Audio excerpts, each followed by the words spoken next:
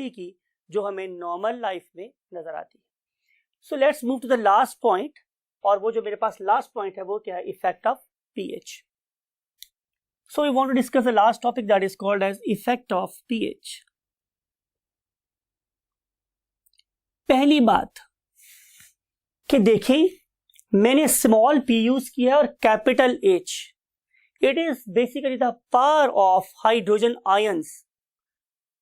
P stands for the power and H stands for the protons, number of H ions, right? तो जितनी आप लोगों के पास number of H ions ज्यादा होंगे उतना वो सॉल्यूशन एसिडिक होगा, और जितने कम होंगे वो बेसिक होगा। इसका मतलब ये हुआ कि जब मैं pH की बात कर रहा हूं तो ये basically it is a measure of acidity और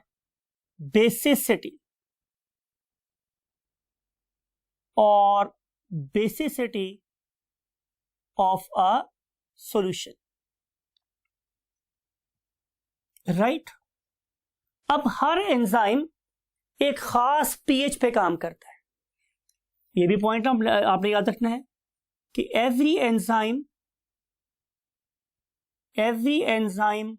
has an optimum pH to give maximum yield. सवाल यह है कि हम pH पे इतना फोकस क्यों कर रहे हैं? तो इसका आंसर ये है कि इसका यूजेस या एप्लीकेशन क्या है मेरे पास।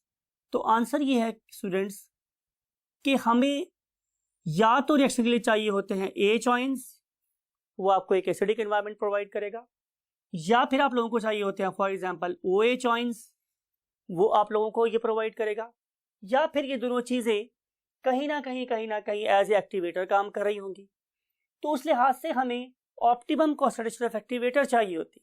तो इस सारे पर्पस के लिए जो ऑप्टिमम एनवायरनमेंट है वो हमें हमेशा कौन प्रोवाइड करेगी, pH मीन एसिडिटी और बेसिसिटी। तो ये जो हमारे पास H और OH आयंस हैं ये रिक्वायर्ड है for the normal reaction of the enzymes. अब आप लोगों की बुक में एक टेबल गिवन है in the topic of what pH।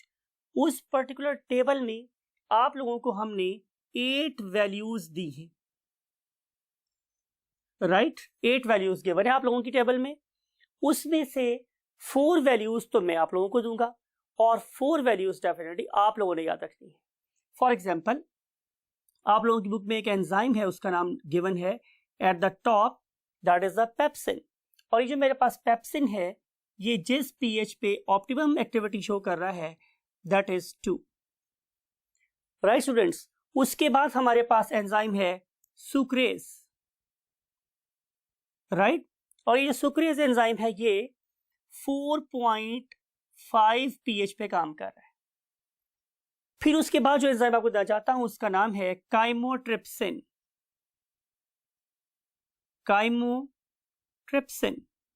आपको नजर आ रहा होगा स्टूडेंट्स कि ये एक इंडिविजुअल एंजाइम है जो बिल्कुल 7 pH पे काम कर रहा है।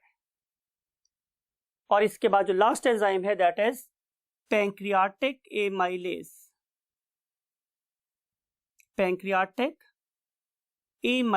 आपको मैंने याद करवाया था स्टूडेंट्स कि जब कभी टर्म आएगी मेरे पास ए, जिसका मतलब है कि ये ग्रुप ऑफ एंजाइम है और ये 9 pH पर काम करता है। ये वैल्यूज और 4 और वैल्यूज आप लोगों ने याद करनी है।